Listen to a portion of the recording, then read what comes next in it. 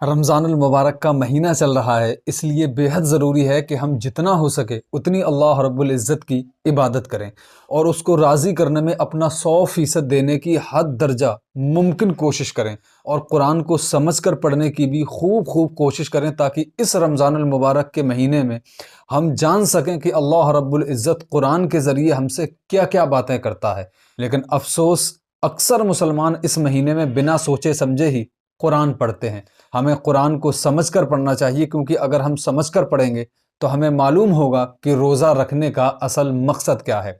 जब आप कुरान को ट्रांसलेट के साथ समझकर पढ़ेंगे तो आपको मालूम होगा कि रोज़े अल्लाह ने इसलिए फ़र्ज़ किए हैं ताकि हम तक़वे वाले यानी परहेज़गार बन जाएं।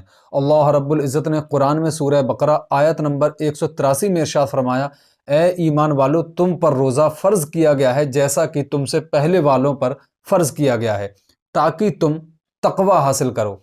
तक़वे का मतलब है कि आप अल्लाह से डरने वाले बन जाएं और अल्लाह के बताए गए अहकाम यानी हुक्मों को मानकर अपनी ज़िंदगी को गुजारें। ये है रोज़े का असली और सही मकसद। लेकिन इसके साथ साथ रोज़े में अल्लाह ने हमारे लिए ऐसे ऐसे फ़ायदे पोशीदा रखे हैं कि दुनिया जैसे जैसे तरक्की की तरफ बढ़ रही है वैसे वैसे चौंकाने वाले नतीजे सामने आ रहे हैं। इसी तरह की एक रिसर्च ने पूरी दुनिया को चौंकने पर मजबूर कर दिया है, क्योंकि इस रिसर्च का मानना है रोज़े रखने से हम अपने आप को कैंसर जैसी खतरनाक जानलेवा बीमारी से बचा सकते हैं। जी हाँ, ऐसा ही है, क्योंकि पीएचडी के कार्यपालक अभियंता मोहम्मद रियाज आलम ने कहा है कि रमज़ान में जब हम रोज़ा रखते हैं तो हमारी बॉडी के न्यूट्रिएंट्स ख़त्म होने लगते हैं और उसके बाद हमारे जिस्म के सड़े गले हिस्से को हमारी बॉडी खाने लगती है। बॉडी की इस प्रक्रिया को ऑटोफैगी कहते हैं। इससे कैंसर होने के परसेंटेज कम हो जाते हैं। इसके ज़रिए हमारी बॉडी के कई ऐसे पार्ट्स ठीक हो जाते हैं जो कैंसर बनने की वजह बन सकते हैं। ऑटोफैगी के आविष्कार के लिए जापान के डॉक्टर योशिनोरी ओशोमी को 2016 के नोबेल पुरस्कार से भी सम्मानित किया गया था। योशिनोरी की रिपोर्ट के मुताबिक अगर कोई इंसान 20 से 25 दिनों तक 10 से 11 घंटे भूखा रहता है तो उसकी पूरी बॉडी किसी कंप्यूटर की तरह रिबूट हो जाती है।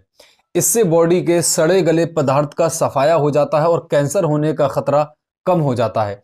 रमज़ान में सही तरह से खाना खाने से खून में कोलेस्ट्रॉल का स्तर बिल्कुल सही हो जाता है। रोज़ा रखने से हमारे डाइजेस्टिव सिस्टम को आराम करने का वक्त मिल जाता है। उस वक्त में बॉडी की बची हुई एनर्जी हमारे बॉडी के डैमेज सेल्स को रिपेयर करने में भी काफ़ी कारगर होती है। रोज़ा रखने से हमारी बॉडी में मौजूद ग्लूकोज एनर्जी में तब्दील होने लगती है। इससे शुगर लेवल भी कम होता है।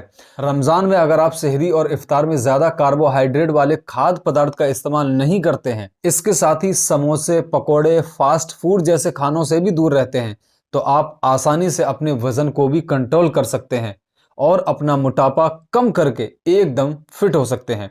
ऐसे ही शानदार वीडियोस देखने के लिए हमें फॉलो और सब्सक्राइब ज़रूर करें। मिलते हैं ऐसे ही अगले शानदार वीडियो में। अपना बहुत सारा ख्याल रखिए। तब तक के लिए अल्लाह हाफिज़।